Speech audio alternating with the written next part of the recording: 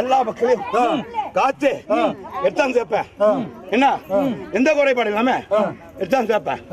ஏன் நச்சு இதுக்காக கட்டல காப்பு அப்படின்னாக்கா ஒரு கீடு நடக்குது, அது முன்னெச்சரிக்காக தடுத்து நிறுத்த. அதே நேரத்துல இந்த வருஷம் 25வது வருஷம் நல்லபடியா இருக்குனாக்கா முளைப்பாரியோட நான் வந்து சேரணும் அப்படி எண்ணத்துல நிறுத்தி வச்சா எந்த குறைபாடு சேர்க்கிறேன். அட்டா பழம்